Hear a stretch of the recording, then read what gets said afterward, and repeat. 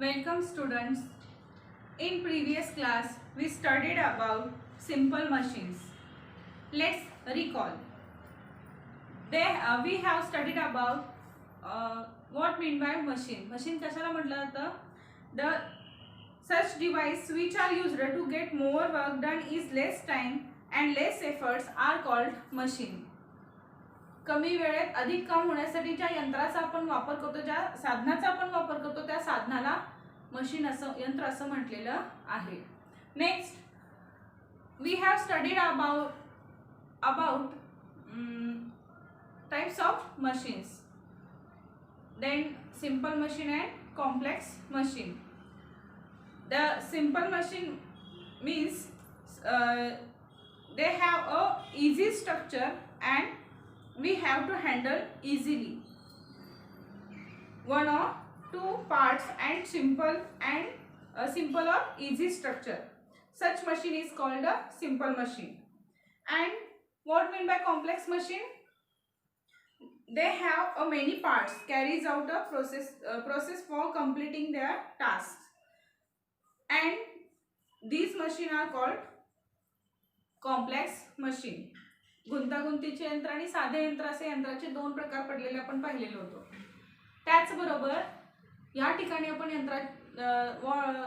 साधे यंत्र म्हणजे कोणकोणते, for example simple machines, for example त्या ठिकाणी आपण पाहिलेलं होतो. कोणकोणते सांगा बघू. तर नाईफ असेल, ओपनर असेल, ॲक्स असेल, नेल कटर असेल, हे सगळे कसे सिंपल मशीन्स आहेत. Then swing machine and mixer, bicycle, scooter, those are the complex machines. And our day-to-day life we use simple and complex machine depending upon the tasks and to be carried out and the time and efforts required to do it. आता आपलं काम कमी वेळेत अधिक काम होण्यासाठी आपण अशा दैनंदिन जीवनामध्ये अशा साध्या यंत्राचा, गुंतागुंतीच्या यंत्रांचा वापर आपण करत असतो. Then we have to learn and inclined the plane. उतरण म्हणजे काय हे सुद्धा आपण मागच्या तासिकेला अभ्यासलेलो होतो. Then today we have going to learn about a wedge. Then in the past a Greek scientist Archimedes invented the machine shown in the Archimedes screw. It was used to lift water from the hold of a ship. Greek वैज्ञानिक Archimedes जो आहे त्यानं काय केलं होतं, Archimedes स्क्रूचा शोध लावला होता आणि त्याच्या माध्यमातून काय केलं जात होतं, तर त्या ठिकाणी पाणी काढण्यासाठी त्या ठिकाणी त्याचा वापर केला जात होता. Archimedes used a round pipe fitted with a round inside it. The pipe was placed at an angle of 45 degree with one end inside the water and the rod resting on a flat surface. When the rod was turned, water got lifting in this device. त्या ठिकाणी जो काही device होता त्या device मध्ये या ठिकाणी त्या ठिकाणी पाईप बसवलेला होता आणि तो पाईप जसा दांडा जसा बनवलेला होता, पाणी काढण्यासाठी गोलाकार नळीचा वापर केलेला होता आणि ती नळी 45 अंश कोनामध्ये काय केलेली होती, तर त्या ठिकाणी पाण्यात ठेवून दांडा सपाट पृष्ठभागावर येईल अशा पद्धतीने ठेवलेला होता. जेव्हा when the rod was turned, water got lifting in this device. जेव्हा तो रॉड टर्न फिरायचा, जेव्हा तो दांडा फिरताना तेव्हा ते पाणी वर चढू लागायचं. This is called a Archimedes screw. Then we have to learn a wedge. Wedge म्हणजे काय, तर पाचर, wedge. What mean by wedge? An axe is used for cutting wood. An axe is used for cutting wood. A sharp tool is formed on joining two inclined planes. त्या ठिकाणी काय केलेलं असतं, दोन उतरणी जोडून त्या ठिकाणी काय केलं असतं, ॲक्स म्हणजे कुऱ्हाड बनवलेली असते. Such a tool is called wedge. त्यालाच आपण काय म्हणतो, पाचर असं म्हणतो. A wedge is used for breaking an object into two pieces or two separate objects stuck together.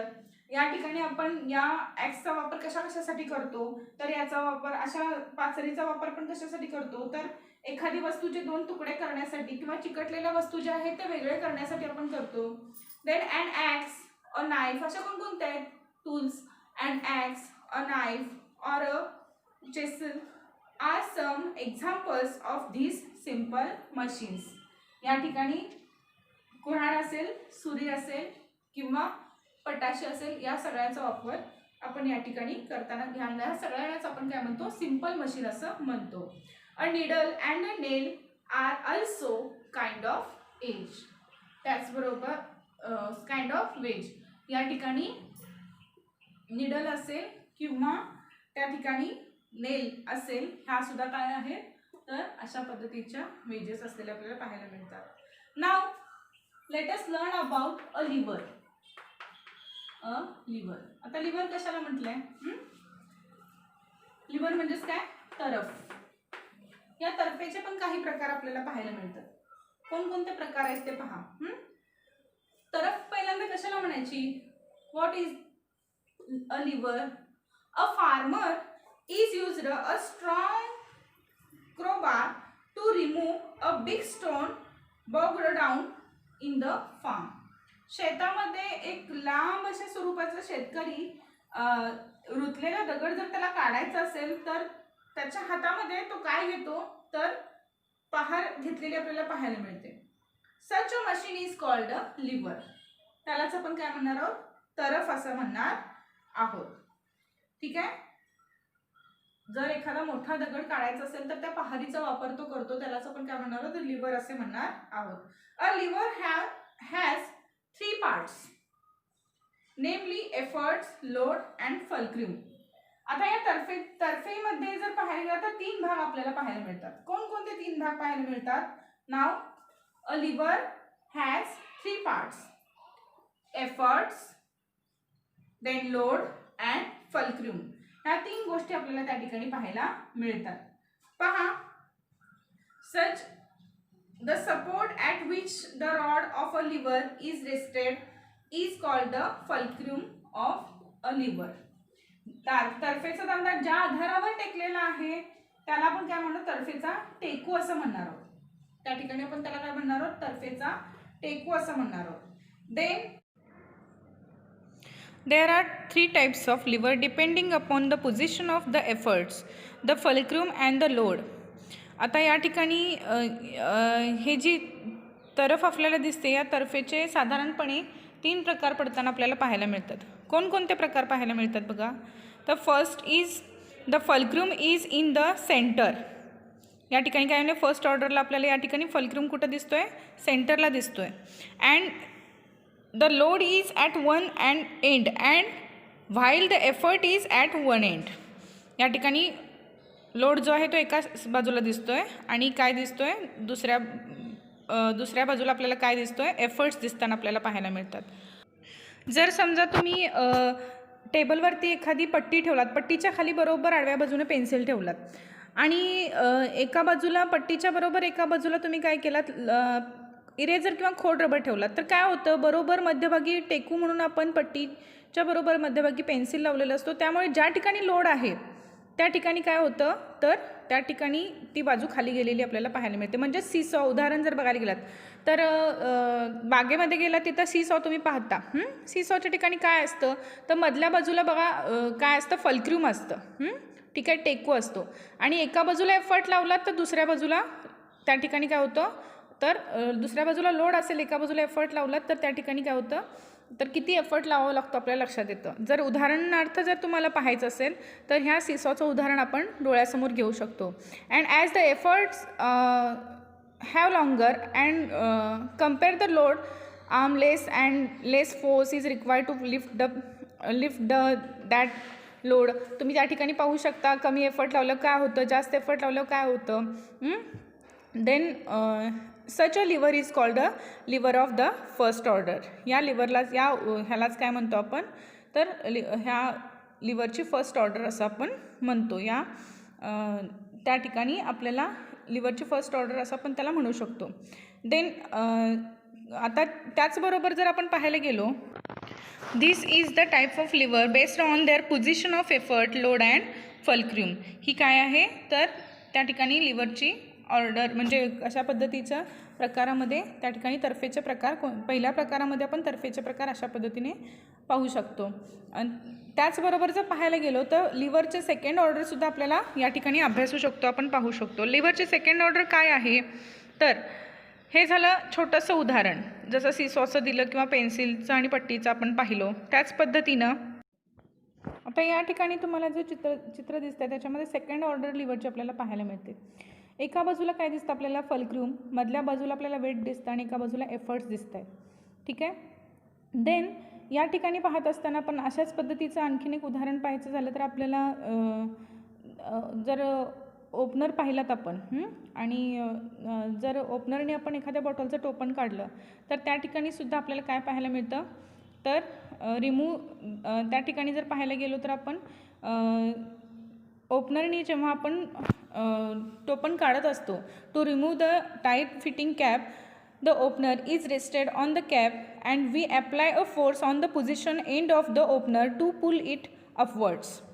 The cap also gets pulled up as the opener rotates about the fulcrum, whereas the fulcrum load and efforts in this case आता या ठिकाणी फल्क्र्यूम, effort आणि load कुठे दिसतो आपल्याला? मिडलला काय दिसतो? फल्क्र्यूम मिडलला आपल्याला वेट दिसतो. एका बाजूला फल्क्र्यूम आणि एका बाजूला एफर्ट्स आपल्याला पाहायला मिळतात. याच पद्धतीनं या ठिकाणी जे तुम्हाला दिसते त्याच्यामध्ये आपल्याला एखादी वस्तू बारीक करायची असेल समजा तर त्या ठिकाणी काय होतं, मधल्या बाजूला आपल्याला इथे वेट दिसतोय आणि एका बाजूला आपण हाताने काय करतो तो भाग तुम्हाला बारीक करायचा आहे. किंवा आता लिंबू सरबत पिळायचं जर हे असेल तर त्या ठिकाणी सुद्धा तुम्ही पाहिला असाल जे मशीन असतं त्या ठिकाणी सुद्धा काय होतं तर एका बाजूला आपल्याला एफर्ट्स लावावे लागतात, मधल्या बाजूला तो जो भाग आपल्याला बारीक करायचा आहे तो दिसतो आणि एका बाजूला त्या ठिकाणी फल्क्र्यूम म्हणजे टेकू नट लावलेला असतो त्याला आपण काय म्हणतो, टेकू असं म्हणतो. ही आहे सेकंड ऑर्डर कशाची? लिव्हरची. The load is in the centre, then the fulcrum on one side and the efforts of one side on the other side. This is a second type of lever. हा तर्फेच्या प्रकारातील दुसरा प्रकार आपल्याला या ठिकाणी पाहावयास मिळतो. या ठिकाणी एका बाजूला तुम्हाला फल्क्र्यूम म्हणजेच टेकू दिसतो, मधल्या बाजूला तुम्हाला वेट म्हणजेच त्या ठिकाणी लोड दिसतं आणि एका बाजूला तुम्हाला एफर्ट्स म्हणजे बल लावावं लागतं. यालाच आपण या प्रकारालाच आपण काय म्हणणार आहोत? Second order of the lever. Next third order of the lever. आता तिसरा ऑर्डर लिव्हरचं कसं आहे बघा. जर तुम्हाला पाहायचं असेल तर साधारणपणे जर पाहायला गेलात तर थर्ड ऑर्डर लिव्हरची कशा दिसते बघा आपल्याला. या ठिकाणी फल्क्र्यूम कुठं आहे, एफर्ट्स कुठे आहेत आणि वेट कुठं दिसतं आहे बघा. फल्क्र्यूम एफनी दाखवलेला आहे, एफर्ट्स ई त्या ठिकाणी दिसते तुम्हाला, तिथे एफर्ट्स दिसत आहेत आणि डब्ल्यू ज्या ठिकाणी आहे त्या ठिकाणी काय दिसत आहेत? वेट म्हणजे लोड दिसतो. The weight or the load is at one end of the arm. ठीक आहे. वेट आणि weight of the or the load कुठं दिसते? एका बाजूला दिसते आपल्याला of the tong. We apply efforts in the middle of the arm. Efforts कुठे लावलेले आहेत आपण? बरोबर मध्यभागी एफर्ट्स लावलेले आपल्याला पाहायला मिळतात. ठीक आहे. It means the efforts is applied in the middle of the lever. Efforts कुठे कार्य करतं, बल कुठे कार्य करतं याच्यामध्ये? बरोबर मध्यभागी कार्य करताना आपल्याला पाहायला मिळतं. While the fulcrum and the load are at the opposite end. त्याचबरोबर फल्क्र्यूम आणि लोड कुठं दिसतंय? बरोबर एकमेकाच्या अपोजिट असलेले आपल्याला पाहायला मिळतात. म्हणजे हा तर्फेचा तिसरा प्रकार आपल्याला या ठिकाणी पाहायला मिळतो. पहिल्या प्रकारामध्ये वन एंडला बरोबर मिडलला काय असायचे? फल्क्र्यूम, एका साईडला एफर्ट आणि दुसऱ्या साईडला लोड. दुसऱ्या प्रकारामध्ये काय पाहिलो आपण तर मध्ये लोड, एका साईडला फल्क्र्यूम आणि दुसऱ्या साईडला एफर्ट्स. आणि आत्ता आपण काय पाहिला तिसऱ्या प्रकारामध्ये तर एका बाजूला फल्क्र्यूम, मध्यभागीला एफर्ट्स आणि एका बाजूला लोड असलेला आपल्याला पाहायला मिळतो. ठीक आहे. अशा पद्धतीनं आपण या ठिकाणी these three types of lever depending upon the position of the effort the fulcrum and the load. Now see this picture. In first type of lever, one side is load, in a middle is fulcrum and another side is effort.